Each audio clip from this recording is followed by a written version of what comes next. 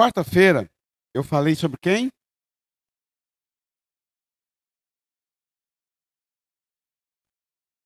O endemoniado de Gadareno.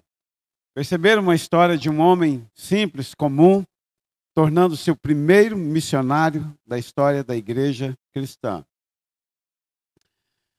Eu quero falar sobre Estevão, um homem simples, um homem que não foi apóstolo, um homem que não foi pastor, um homem que não foi missionário, um homem que tinha um título básico, simples de igreja, apenas chamado de diácono. Um diácono. Um homem incrivelmente comum dentro da igreja, mas que possui algumas particularidades excepcionais e incríveis. A primeira delas é que ele foi além das mesas. Porque, como sabemos, os diáconos aqui eram escolhidos tão somente para servir às mesas, limpar a igreja. Neste tempo funcionava assim. Hoje que o diácono ganhou uma certa dimensão de autoridade, mas nestes dias era basicamente os servos ou os serviçais da igreja. E Estevão nada mais era do que um bom diácono. Só que ele foi muito além das mesas que servia. No versículo 2 ele diz: e os 12, convocando a multidão de discípulos, disseram: é razoável que a gente encontre alguém, ou que a gente escolha 7 homens cheios de poder do Espírito, para que sirvam às mesas, para que nós possamos cuidar do ministério da palavra. Então, aos pastores, aos mestres, eram destinados o ministério da palavra, ler, entender, explicar e conduzir a igreja na palavra de Deus. Aos diáconos, servir, distribuir cestas básicas, servir ao povo. Isso era a função clássica, é a função clássica. No versículo 3, então escolhe, pois, entre vós 7 homens de boa, precisavam ser de boa reputação, cheios do Espírito Santo e cheios de sabedoria. Homens comuns, entretanto, homens cristãos, ativos, cristãos, convertidos, que tinham proximidade com Jesus Cristo, que tinham uma intimidade com Deus vivo. E nós, no versículo 4, vamos cuidar do ministério da oração e da palavra. Os pastores, em tese, cabe o ministério da oração e da palavra. Esse é o nosso serviço à igreja. Dos diáconos era arrumar os bancos, era servir a população, era servir a mesa, era limpar o templo, era fazer tudo o que tinha que ser feito a nível de serviço, de cuidado, de manutenção do templo. E este parecer contentou a toda a multidão. Todo mundo, quando ouviu isso, disse: isso está certo, é isso mesmo. Vamos escolher. Agora aqui começa uma história muito interessante. Verso 5. E este parecer contentou a toda a multidão. E elegeram quem? Aqui na igreja a gente brinca. O Paulo arrumou essa brincadeira de que o Reginaldo era o diácono 01. Mas isso é bíblico, viu, Reginaldo? E, aliás, esse dia estava aí reclamando que estava passando problemas financeiros. Já descobriu o motivo. É a camisa. Porque agora cada culto está com a camisa mais elegante do que a outra, né? Porque está endividado nessas lojas de roupa aí. Mas essa coisa, Reginaldo, de 01 é bíblico. É dos Atos dos Apóstolos. Eles tinham que escolher, eles iam escolher quantos diáconos? 7. Mas eles elegeram quem? Estevão, o primeiro, o 01. O cara que se destacava em servir sem reclamar. O cara que destacava em amar a Jesus sem muito perrengue. O cara que se destacava em servir a comunidade sem frescura. E elegeram então esse Estevão. Homem, o quê? Olha as características deste cara.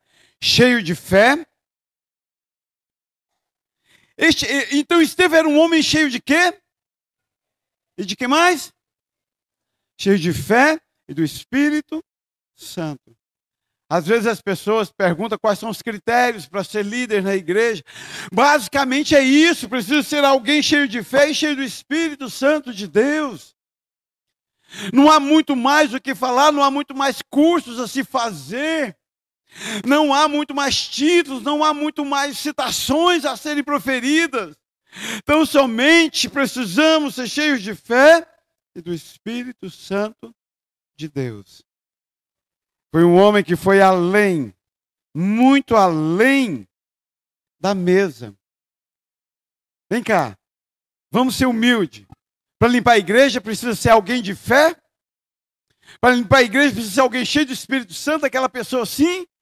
Para pegar e servir a mesa precisa ser alguém cheio de fé? Não, é um trabalho braçal. Mas Estevão era um diácono com plus. Além de servir com sorriso, além de servir com gratidão, além de servir com destaque, ainda era um homem cheio de fé, ainda era um homem cheio do Espírito Santo de Deus. Aliás, ouso dizer que talvez seja o diferencial de Estevão. Quero dizer para você que, como pastor, que a gente mais ouve, as maiores reclamações do rebanho é que eu não recebi um cargo, eu não recebi aquilo, eu não sou isso, eu não sou aquilo, ou não estão me dando o devido valor que eu possuo. Eu não encontro, ou encontro dificilmente homens e mulheres em busca de fé e em busca de serem cheios do Espírito Santo de Deus. Mas eu quero que você pense comigo, que o destaque de Estevão não foi o fato de ter um título de diácono. O destaque de Estevão, o que fez dele um homem incomum, é o fato dele ser cheio de fé e cheio do Espírito Santo de Deus. Se você ler os capítulo 6 e o capítulo 7, você não vai achar em lugar nenhum um título atribuído a Estevão. Ele não é chamado. A gente sabe que era diácono porque a gente sabe que era o ministério de servir. Mas a Bíblia, ou Lucas, o médico Lucas, ao escrever Atos, ele não se preocupou em nomear Estevão no seu título, mas em ressaltar o tempo todo que era um homem de fé, um homem de sabedoria, um homem cheio do Espírito Santo, e isto era a sua coroa. Isto era seu cartão de visitas. Imagino eu que quando ele chegava à igreja, ninguém falava, chegou o diácono. Imagino que eu vou falar assim, chegou um homem cheio de fé, de sabedoria do Espírito Santo de Deus. Um homem que foi muito além das mesas que servia. Eu não preciso de título, eu preciso amar a Jesus Cristo. Mas Estevão era um homem que tinha intimidade com Deus. Olha ainda no capítulo 6, do verso 8. E Estevão cheio de fé e de... Estevão cheio de fé e de... Viu uma gradação? Era um homem cheio de fé, de sabedoria. Era um homem cheio do Espírito Santo de Deus. E agora também chamado de um homem cheio de poder. E o que ele fazia? E o que ele fazia? Ele curava, ele expulsava, ele abençoava, ele movia montanhas, enfim. A Bíblia tão somente diz que ele fazia sinais e prodígios, grandes sinais. Não eram também, Solange, qualquer sinais. Eram grandes sinais. É interessante essa observação de que, além de tudo, ele era um homem que possuía o chamado de Deus para demonstrar a glória, o poder, a misericórdia de Deus a todos os homens à sua volta.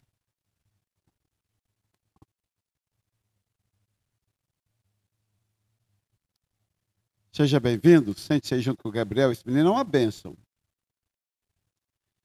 Além de tudo, era um homem que demonstrava o poder de Deus a todos que por ele passavam. Era um homem que tinha intimidade. Ninguém faz grandes sinais, ninguém faz grandes prodígios, ninguém é um homem cheio de poder se não tiver intimidade com Jesus Cristo. Independentemente de quem eu sou, do que eu faço, não posso me esquecer de viver com Jesus Cristo. Independente do que eu queira fazer, independente do que eu desejaria fazer, o primeiro passo eu fico imaginando, e aí eu me perguntei de novo como é que era a infância de Estevão. E eu fiquei me perguntando como é que era a infância do endemoniado de Gadareno, e eu fico me perguntando como é que era a infância de Estevão. E eu chego aqui neste homem, demonstrando poder, demonstrando sinais, prodígios, maravilhas. Um homem que cresceu aos pés de Jesus Cristo. Humildemente aos pés da cruz. Ninguém chega a este ponto por ler todos os livros do mundo. Ninguém chega a este ponto por ser o mais arrogante de todos. Ninguém chega a este ponto por ser o mais sabereta de todos. O que leva um homem a ser cheio de fé, de poder e fazer grandes sinais e prodígios. Só existe um caminho, só existe uma fórmula, é intimidade com Jesus Cristo. Posso servir a mesa, posso limpar a igreja, posso ser pastor, posso ser cantor, posso ser tangedor de instrumentos, posso ser o que seja lá que eu quiser. Mas nada, Lucas, absolutamente nada irá substituir eu ter intimidade com Jesus Cristo. Estevão tinha intimidade com Jesus Cristo. Um homem, então, que foi além das mesas, um homem com intimidade com Deus, e um homem perseguido pelo motivo certo. E exatamente neste ponto, eu acho que Deus deu-me uma rasteira. Claro, fui, serei, sou perseguido de diversas formas pelas funções que exerço. Mas ao estudar Estevão, precisei reconhecer que 99,9% das perseguições a mim atribuídas, eu tinha culpa no cartório. Havia diversos pontos de arrependimento. Mas Estevão era um homem que era perseguido pelos motivos certos, porque amava a Jesus Cristo. Olha no capítulo 6 ainda, no versículo 12. E o versículo 12 assim, e o povo, e excitar o povo, os anciãos e os escribas, os homens invejosos, os líderes religiosos, excitar o povo, os anciãos e os escribas, e investiram contra ele. Ele quem? Contra Estevão. Ele foi perseguido, porque ele demonstrava a misericórdia, o poder e a glória de Jesus Cristo. Não como eu, não como você, que somos perseguidos, porque estressamos mesmo as pessoas, porque somos irritantes, porque somos pecadores, porque somos falhos, e acabamos falhando hora ou outra. E se há algo que eu aprendi na vida é que ninguém, ou praticamente ninguém, está apto a perdão. Nós estamos aptos a julgar, a condenar. Mas Estevão, não acharam falha nele. Investindo contra ele, o arrebataram e o levaram ao conselho para ser julgado. E porque eu digo, Preta, que ele foi perseguido pelo motivo certo, porque não acharam nele, não acharam em Estevão nenhum motivo. Aí o que fizeram? No verso seguinte, verso 13, e apresentaram falsas testemunhas. Por quê nós apresentamos falsas narrativas? O que leva o ser humano a apresentar ou não uma falsa narrativa? Básico, né? A ausência de uma narrativa adequada para o caso. São desculpas. São testemunhas falsas. São histórias que eu crio para justificar o meu pecado. São histórias que eu mesmo crio para justificar as minhas falhas. para ter dó de mim, mas não foi o caso de Estevão. Eles levantaram, arrumaram, pagaram homens e mulheres para testemunharem falsamente contra ele. E estes diziam: este homem não cessa de proferir palavras blasfemas contra este santo lugar e esta lei. O que Estevão fazia? Sinais, prodígios, maravilhas. O que disseram que ele fazia? Blasfemavam contra o lugar santo, contra o templo, contra Deus. Entre o que nós falamos e o poder e a palavra e a verdade de Deus, quase sempre há uma separação. Perseguido, sim, pelo motivo certo, porque testemunhava de Deus, porque servia a Deus. E dizia: nós ouvíamos dizer que esse Jesus de Nazareno há de destruir esse lugar e mudar os costumes que Moisés nos deu. Quero chamar-te a atenção que as testemunhas falsas, e costumeiramente as narrativas são as mesmas, é a mesma fala que disseram contra Jesus Cristo. Diziam que Jesus Cristo falava contra o templo, que iria derrubar o templo, que era contra a lei de Moisés. São as mesmas narrativas. Estevão, incrivelmente, sem nenhuma necessidade de status ou de posição, continuava na sua simples vida de demonstrar fé, sabedoria, poder, fazendo sinais, maravilhas, grandes maravilhas e demonstrando Deus. Precisamos aprender com este diácono Estevão, ou com o diácono Estevão, que nossa função é olhar para Jesus Cristo. Que nossa função é tão somente servir a Jesus, que os seres humanos, eles são consequências, eles vão e vêm com a mesma facilidade, mas Jesus Cristo, a palavra diz que é o mesmo ontem, hoje e o será eternamente. É a Ele, é por Ele, é nele. Estevão foi além das mesas. Estevão tinha intimidade com Deus. Estevão foi perseguido pelo motivo certo. E ainda Estevão denunciou a rebeldia espiritual daquele povo. Tendo bem esse ponto da vida de Estevão. Porque se você quiser ser não querido, se você quiser ser não quisto, se você quiser ser não amado, comece a dizer: você não é salvo, você está errado, o caminho que você toma está errado, a decisão que você tomou está errado. Você terá a minha vida, você terá a vida de Estevão. Faz um teste, chega lá na sua casa e fala para o seu: você está errado. E fala para os seus: o seu caminho é caminho de morte. E fala para os seus: continue fazendo isso, você vai ver que isso é a sua destruição. E você vai entender como eu vivo. E você vai entender como Estevão vivia. E você vai ter uma fresta de como Jesus Cristo viveu os seus anos de ministério na terra. Porque, Selma, vou te contar um trem. Se tinha uma coisa que Jesus Cristo era bom, era de contrariar pecador. Ele nunca mediu palavras, ele nunca alisou, ele nunca usou de eufemismo com o seu ninguém. Gentilmente, às vezes ele chamava assim: raça de víboras. Quem vos ensinou a fugir da ira vindoura? Mas se você quiser entender o que Estevão viveu, começa a denunciar o coração duro do povo. Olha o que ele diz. Exatamente no capítulo 7, no verso 51. Homens de dura cerviz são vocês, vocês têm o coração duro.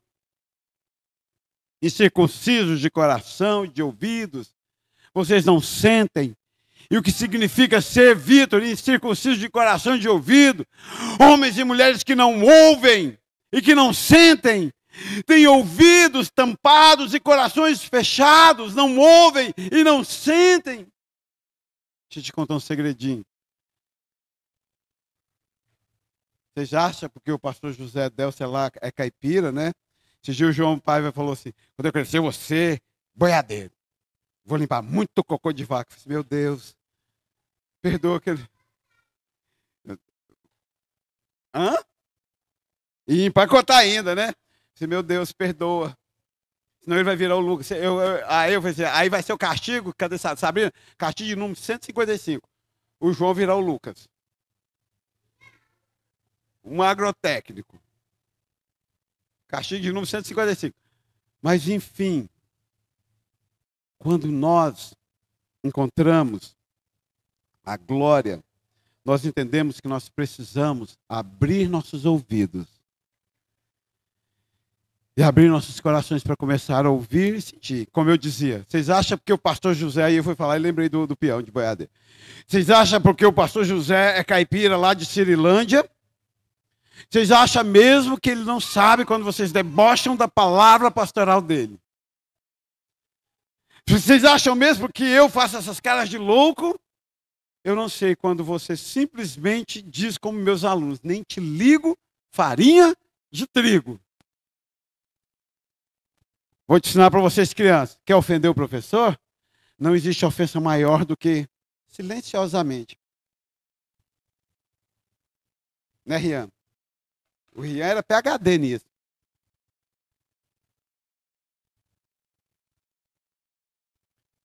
Ó, a Juliana já ameaçou o Enzo. Se você isso, eu te mato.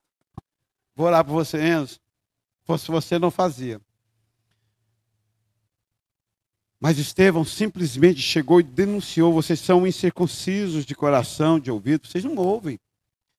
A gente fala, desenha, escreve, conta. Mas o coraçãozinho está fechado. Mas o ouvido está fechado. Olha o que a palavra diz no capítulo 7, 51. Homens de dura cerviz, incircuncisos de coração e ouvidos, vós sempre resistis ao Espírito Santo. Eu acho interessante. Olha que cadência maravilhosa da palavra de Deus. Quem é que falava? Quem é que falava? Quem é que falou aqui? Estevão. Vocês são homens de dura cerviz, de coração e ouvido incircunciso.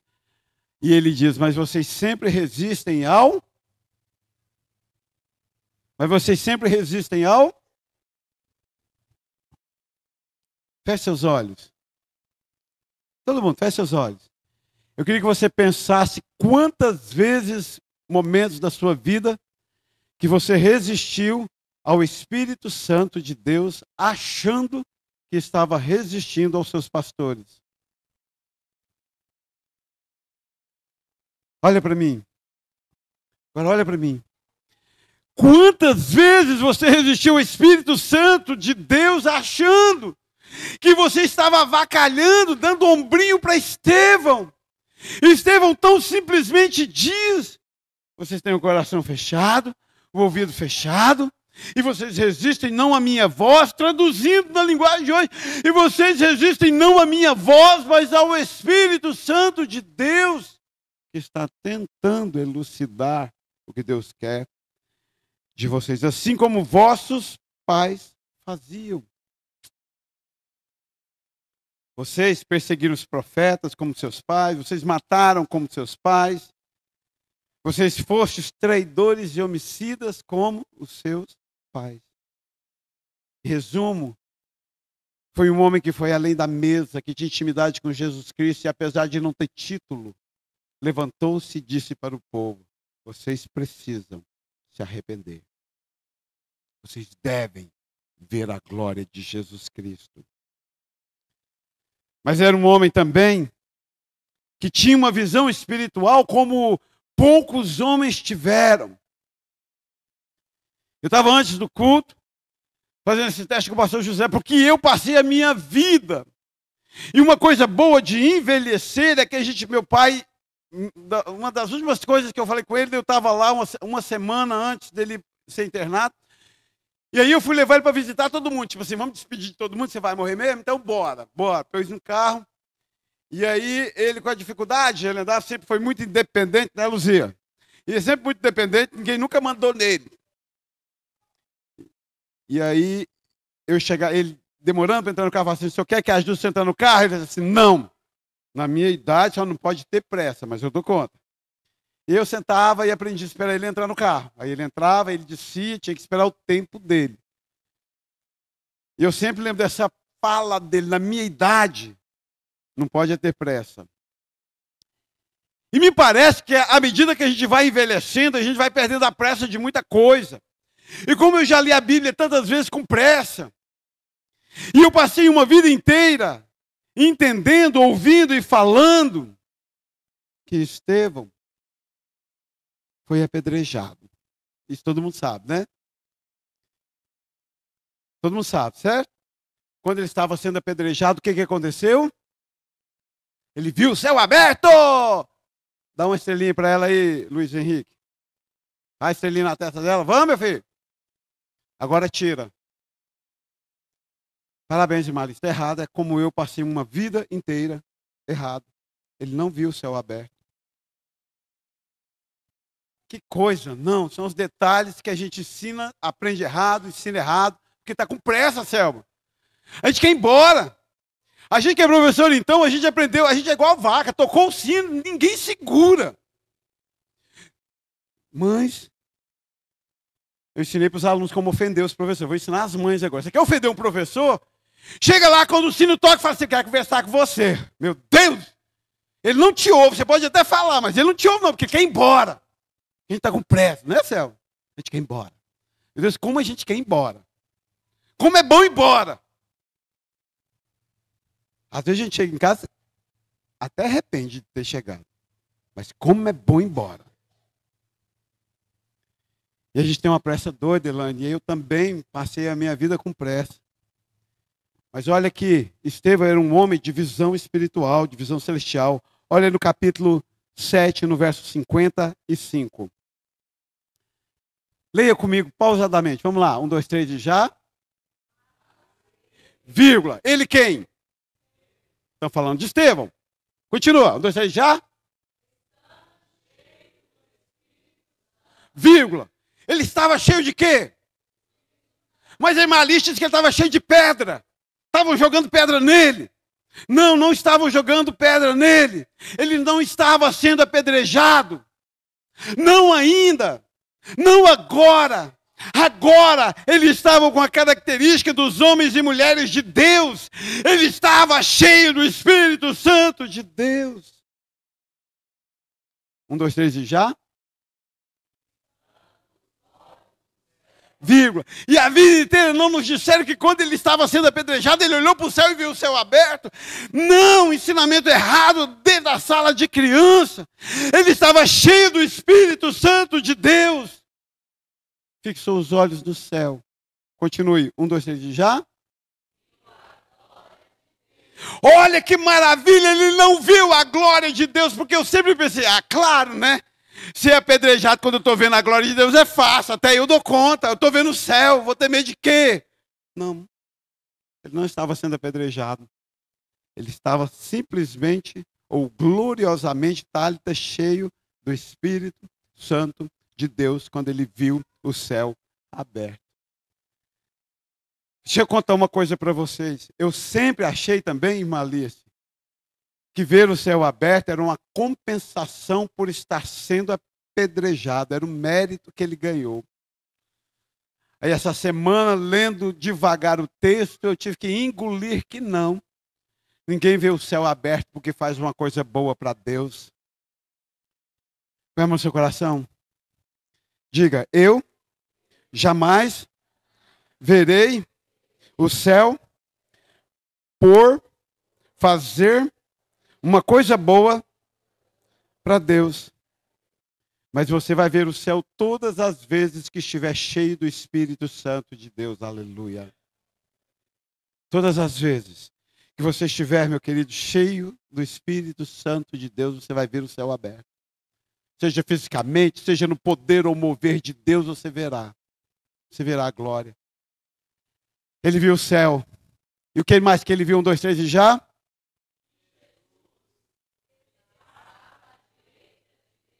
Pronto. O homem cheio do Espírito Santo, ele viu isso. Não estava morrendo não, querido. Ele estava vivendo a Silva. Estava sendo apedrejado não. Ele estava literalmente Não são, literalmente, cheios do Espírito Santo de Deus. Ele tinha visão espiritual. Verso 56. E disse, o que ele disse? Quem que disse? Estevão disse. O que ele disse? 1, 2, 3 e já.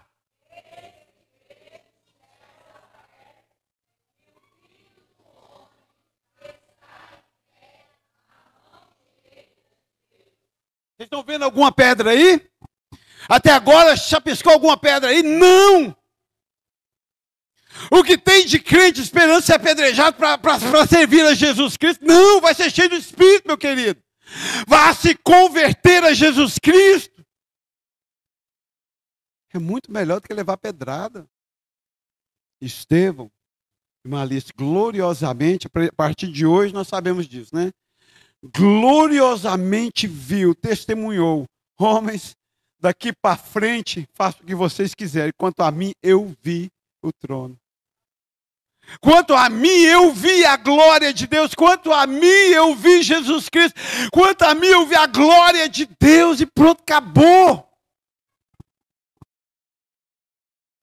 E aqui então, ele se torna também o primeiro. Se o endemoniado de Gadareno tornou-se o primeiro missionário da história cristã, Estevão, um homem simples, diácono, um homem de servir mesa, tornou-se o primeiro mártir da história cristã. Foi o primeiro homem a morrer por Jesus Cristo depois da morte de Cristo.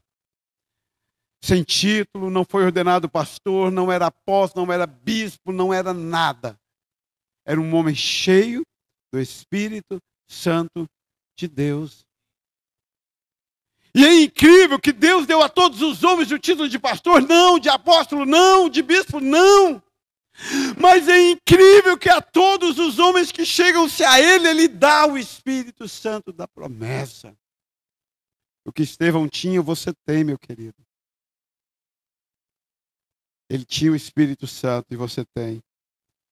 Agora sim, no capítulo 7 ainda, no verso 57, mas eles gritaram com grande voz, de novo, taparam seus ouvidos para não ouvirem que Estevão estava vendo Jesus Cristo.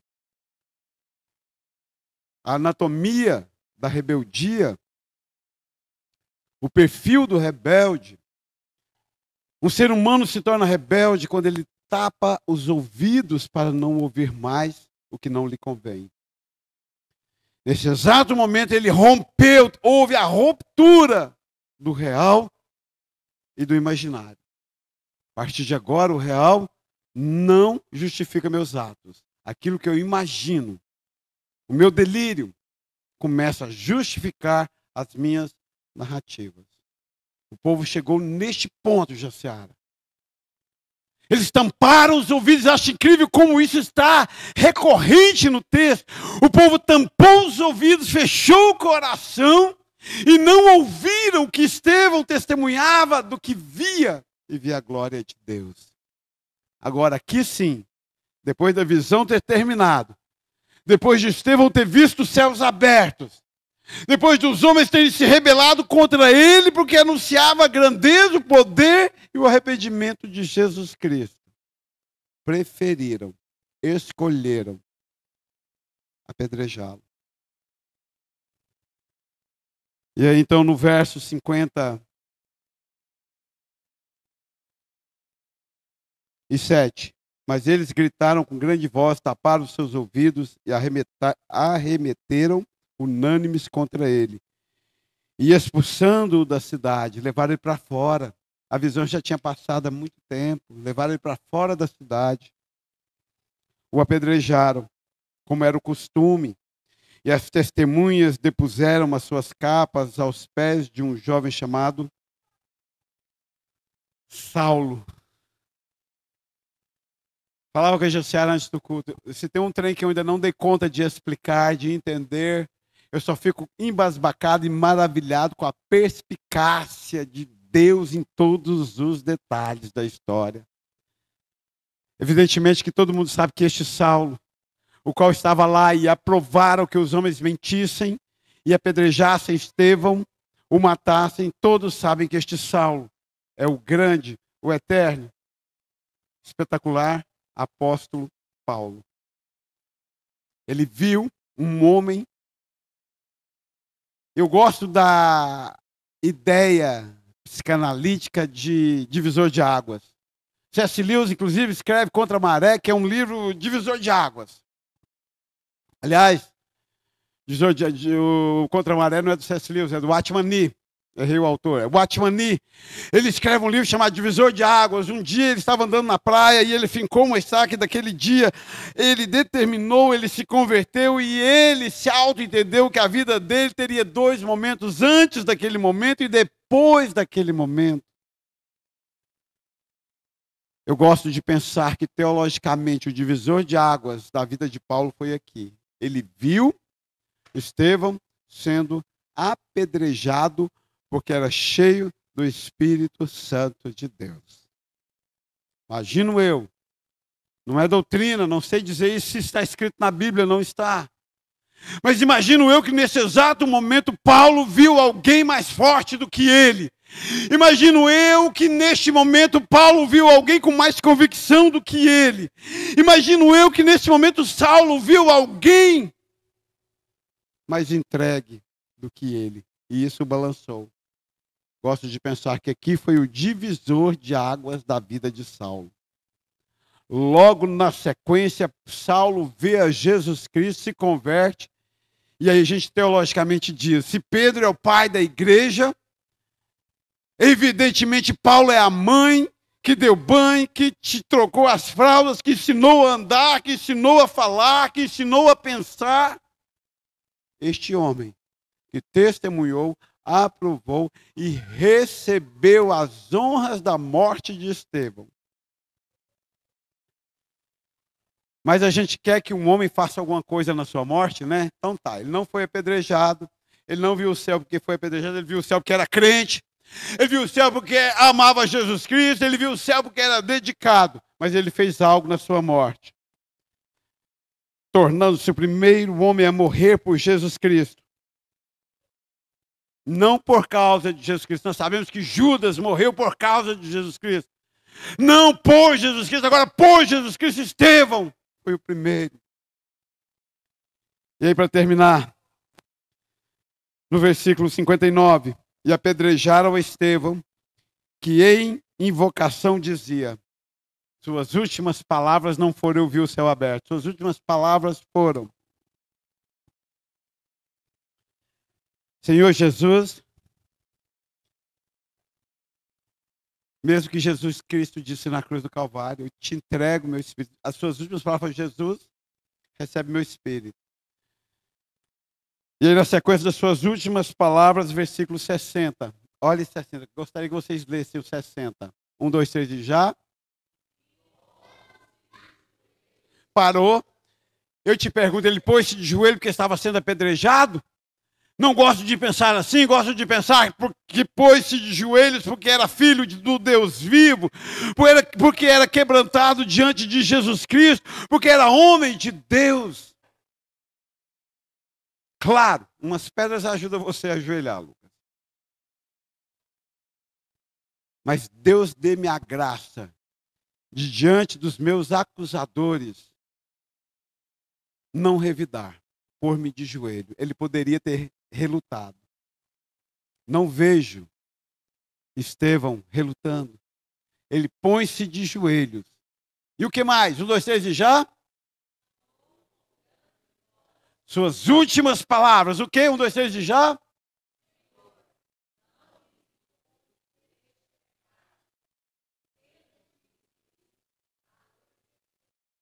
Suas últimas palavras foi, Deus, perdoa este povo que me apedreja. Você está pronto para isso? Você está pronto para olhar para quem te apedreja e dizer, Senhor, perdoa este povo que joga pedra em mim? Vocês conseguem visualizar a proximidade da morte de Jesus? Pai, perdoa-lhes, porque eles não sabem o que fazem. São as mesmas palavras de Jesus Cristo. E tendo dito isto, e esse adormeceu é um eufemismo, ele morreu diante dos seus perseguidores, acusadores.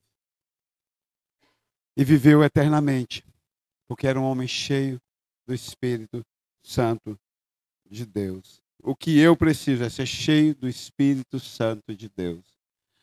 O que você precisa é ser cheio do Espírito Santo de Deus. É isso. Essa é a diferença. É essa a grandeza de que nos torna pessoas diferentes. Anos atrás, vi a Tereza num sermão lá em Bela Vista, minha irmã num sermão lá em Bela Vista de Goiás, numa pregação lá, ela dizendo, sabe quando a porta está chiando? Isso me irrita profundamente. Esse dia eu levei para a escola um White Lube na mochila e passei na porta, fui lá no banheiro, passei na porta do banheiro que eu uso também. Falei, meu Deus, senão eu vou surtar com essa porta desse jeito. Às vezes, com o tempo, a porta começa a oxidar, enferrujar, e ela começa a chiar. Você vai lá e passa um óleo, e o que acontece?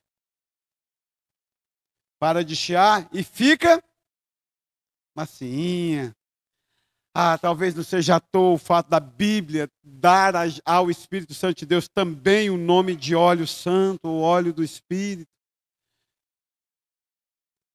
O que eu mais vejo é crente, gente boa, sapateando e chiando na minha frente por quirela, por farela, por imbecilidades da vida, por rebeldias. E olho dentro do coração e sei que a única coisa que precisava para parar de chiar era um pouquinho do óleo do Espírito Santo de Deus. Não queira posições, cargos ou reconhecimentos. Queira ser cheio do Espírito Santo de Deus. Queira ter a intimidade com Jesus Cristo que Estevão tinha. Sirva a Jesus com inteireza de coração. Pai, te dou graças, eu te honro, eu glorifico a ti.